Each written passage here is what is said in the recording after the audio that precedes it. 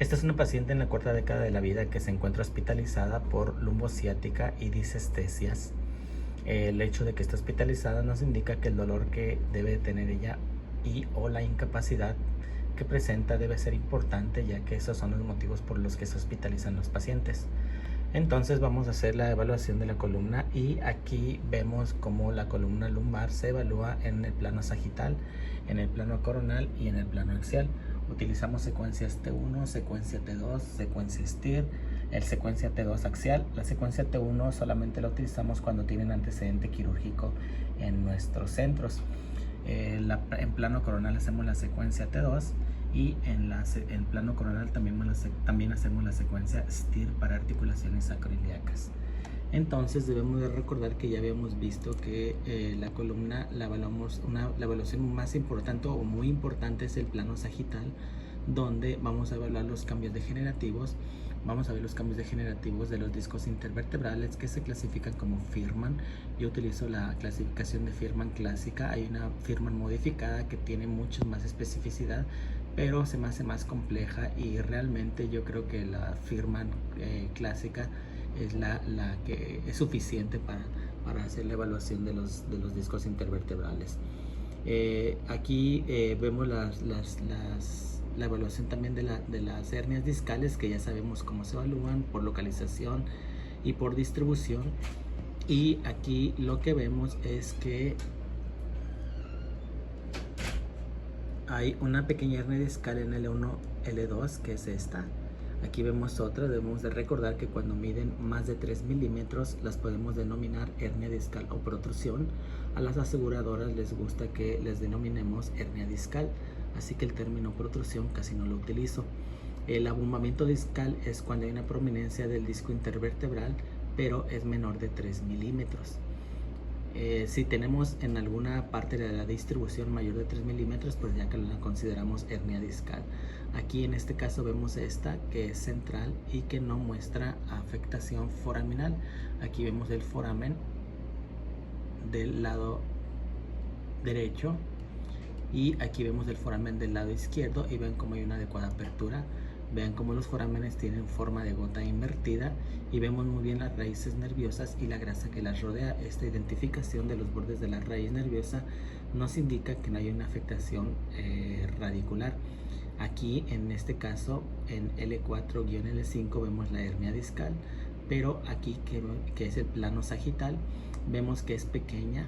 Aquí la podríamos considerar incluso como un abombamiento discal, pero cuando nos vamos hacia el lado derecho vemos que hay una apertura adecuada del foramen, hay un contacto leve con la raíz nerviosa, pero no hay compresión.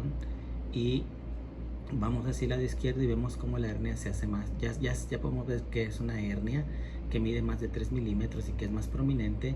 Y aquí en región transforaminal vean cómo restringe el foramen, como la parte inferior de la gota invertida no la visualizamos, y vemos como la raíz nerviosa ya está siendo contactada por la hernia discal. Hay restricción con inadecuada visualización de la grasa que la rodea, y aquí ya podríamos considerar una compresión radicular leve.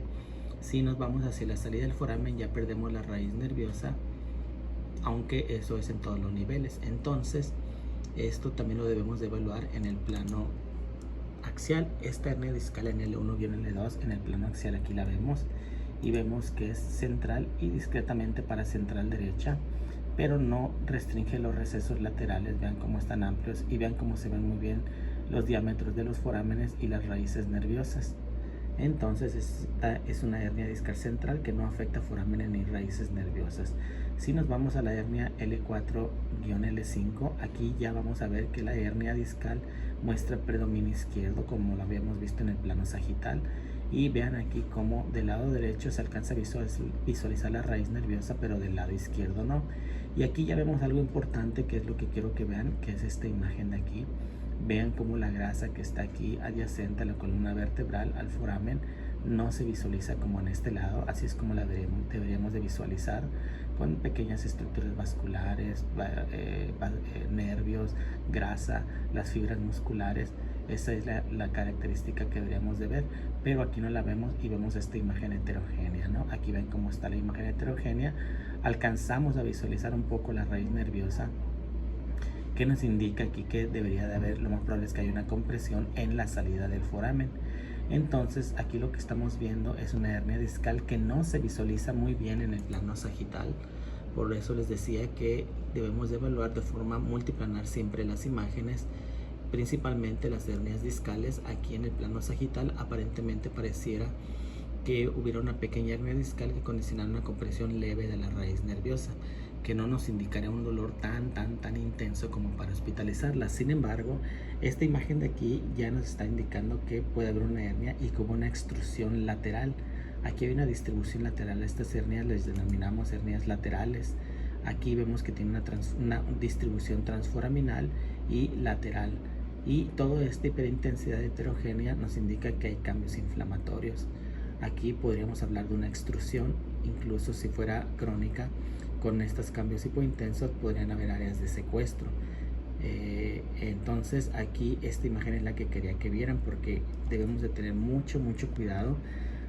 Hay veces que incluso la hernia discal lateral no afecta aparentemente la raíz nerviosa en ese nivel. Sin embargo, debemos de recordar que aquí se encuentra el ganglio de la raíz dorsal.